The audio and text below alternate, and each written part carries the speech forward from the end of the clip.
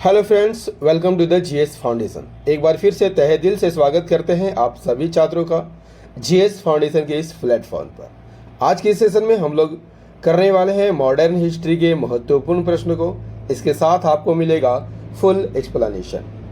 दोस्तों, मेरा आपसे यही रिक्वेस्ट रहेगा कि यदि आप इस वीडियो को देख रहे हैं तो एंड तक ज़रूर देखिएगा।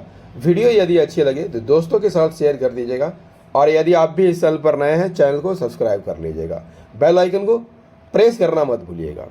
तो चलिए बिना देरी किए हुए स्टार्ट करते हैं आज की सेशन की।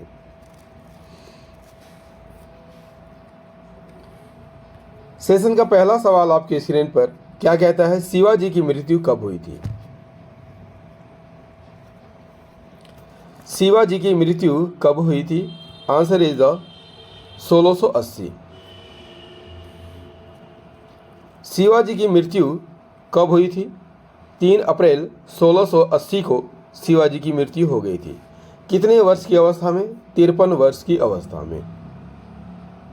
इसका अंतिम संस्कार किसने किया था? राजा राम ने किया था, जो कि शिवाजी की दूसरी पत्नी सोयराबाई का पुत्र था। शिवाजी की मृत्यु के समय संभाजी कहाँ पर थे? पन्हाला के किले में कैद थे। नेक्स्ट क्वेश्चन है, मराठा प्रशासन में सुमंत कौन थे? मराठा प्रशासन में सुमंत कौन थे? सही आंसर हो जाएगा विदेश मंत्री। आइए हम शिवाजी के महत्वपूर्ण विभागों को देख लेते हैं। तो सबसे पहले यहाँ पर देखते हैं पेशवा, ठीक है, जिसे प्रधानमंत्री को क्या कहा जाता था? पेशवा कहा जाता था। इसका कार्य क्या था? राज्य का प्रशासन एवं अर्थव्यवस्था की देखरेख करना इसका मुख्य कार्य था। सर ए नौबत क्या था? सेनापति था, जो सैन्य प्रधान होता था। अमात्य राजस्व मंत्री, कार्य क्या था? आय व्यय का लेखा जोखा। वाक्य नवीश क्या करता था? सूचना, गुप्तचर एवं संधि विग्रह के विभागों का कार्य करता था। चिटनीस क्या था? राजकीय पत्रों को पढ़कर उसकी भाषा शैली को देखना, इसका कार्य था। सुमंत विदेश मंत्री था। पंडित राव धार्मिक कार्यों के लिए तिथि का निर्धारण करता था। और न्यायाधीश कौन थे? न्याय विभाग का प्रधान थे। नेक्स्ट क्वेश्चन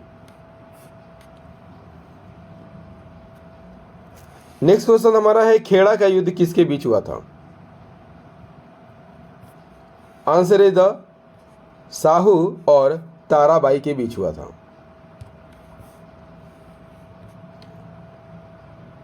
खेड़ा का युद्ध कब हुआ था? 1707 में हुआ था। किसके बीच? साहू और ताराबाई के बीच हुआ था। इसमें विजय कौन हुआ था? साहू विजय हो गया। और साहू ने, याद रखिएगा, 22 जनवरी 1708 ईस्वी को सतारा में अपना राज्याभिषेक करवाया था। नेक्स्ट क्वेश्चन काफी लंबा है दोस्तों। आओ हम इस पुराने ब्रिज के खोखले तने पर प्रहार करें, शाखाएं तो स्वयं गिर जाएगी। हमारे प्रयत्नों से मराठा पताका कृष्णा नदी से अटक तक फहराने लगेगी। किसका कथन है? आओ हम इस पुराने ब्रिज के खोखले तने पर प्रहार करें, शाखाएं तो स्वयं गिर जाएगी। हमारे प्रयत्नों से मराठा पताका कृष्णा नदी से अटक तक फहराने लगेगी। किसका कथन है? आंसर इज द बाजीराव प्रथम।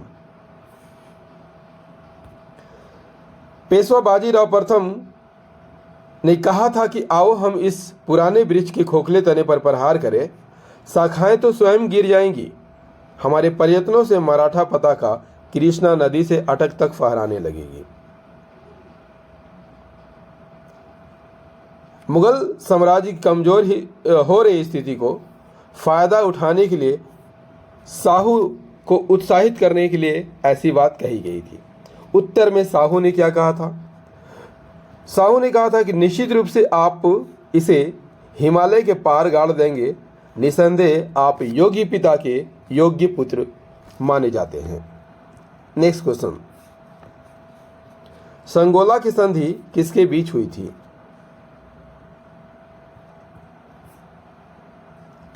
Answer is the Balaji Bajirao और राजा राम द्वितीय के बीच।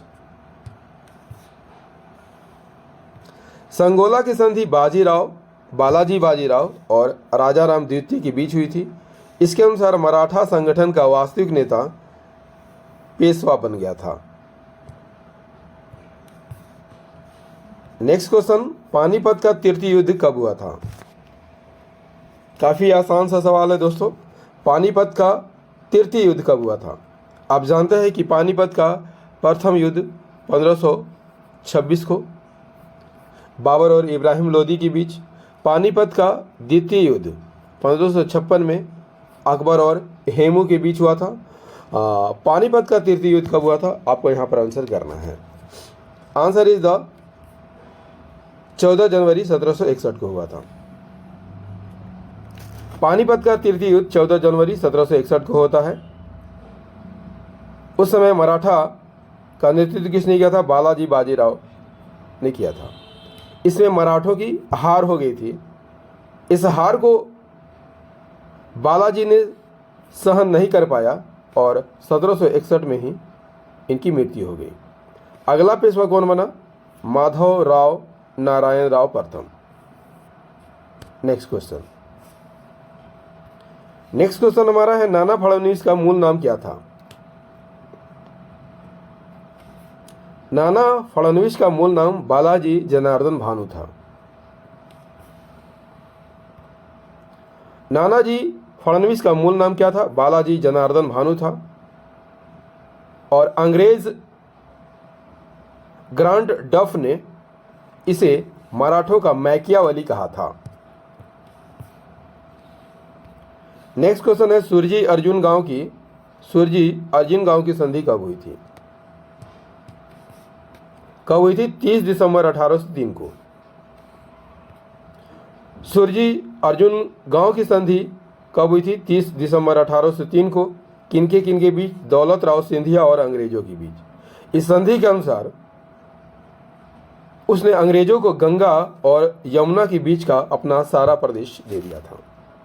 जयपुर, जोधपुर, गोहद के राजपूत राज्यों के उत्तर के अपने किले अंग्रेजों को दे दिया गया था। पश्चिम में उसने अंग्रेजों को अहमदनगर, भड़ोच, अजिंठा की पहाड़ियों के पश्चिम को अपना सारा प्रदेश अंग्रेजों को सौंप दिया था। नेक्स्ट क्वेश्चन है हमारा, मराठा प्रशासन में ग्राम का मुख्य अधिकारी कौन थे? सही आंसर हो जाएगा पटेल। ग्राम का मुख्य अधिकारी कौन था? पटेल। इसका काम क्या था? न्यायिक और प्रशासनिक कार्य। पटेल के नीचे कौन होते थे? कुलकर्णी। ग्राम की भूमि का लेखा जोखा रखना इसका कार्य था। कुलकर्णी के नीचे चौगले होते थे। पटेल की सहायता करता था और कुलकर्णी के लेखे की देखभाल करता था। पोतदार कौन थे? सिक्कों के निर्धारित भार तथा धातु की शुद्धता की जांच करने वाले थे। 12 बलूटे कौन थे? शिल्पी। और 12 अलूटे सेवक होते थे।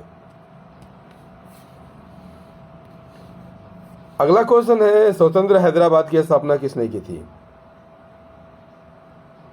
स्वतंत्र हैदराबाद की स्थापना चिलिज खान ने की थी। यदि आपसे पूछ लिया जाए कि अवध की स्थापना किसने की थी? सआदत खान ने की थी।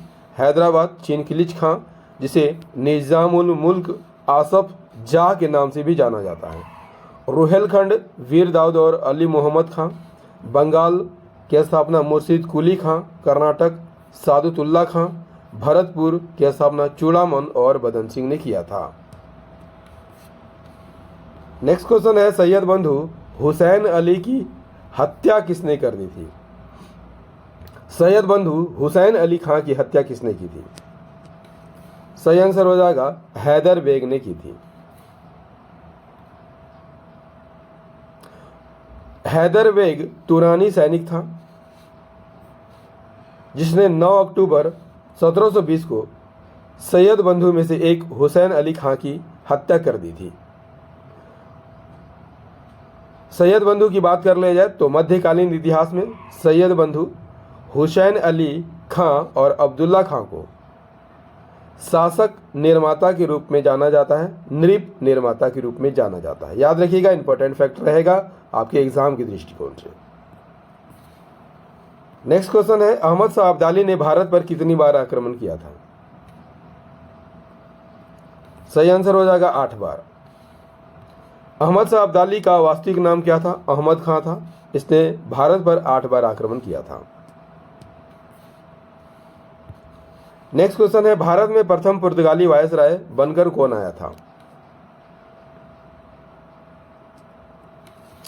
सही आंसर हो जाएगा फ्रांसिस्को डी अल्मेडा। कब आया था? 1505 ईस्वी में। नेक्स्ट क्वेश्चन है, डचों का भारत में अंतिम रूप से पतन किस युद्ध में हुआ था? सही आंसर हो जाएगा वेदारा का युद्ध। डचों का भारत में अंतिम रूप से पतन 1759 में हो गया था, ठीक है, वेदरा के युद्ध में। नेक्स्ट क्वेश्चन है, बंगाल के शासक शाह सूजा ने सर्वप्रथम 1651 ईस्वी में अंग्रेजों को व्यापारिक छूट की अनुमति दे दी थी। इस अनुमति को क्या कहते हैं? सही आंसर हो जाएगा निशान कहा जाता है। बंगाल के शासक शाह सूजा ने सर्वप्रथम 1651 ईस्वी में अंग्रेजों को व्यापारिक छूट की अनुमति दी थी। इसे क्या कहा जाता था? निशान कहा जाता था। दोस्तों, मॉडर्न हिस्ट्री का ये सेशन आपको कैसा लगा कमेंट करके ज़रूर बताइएगा।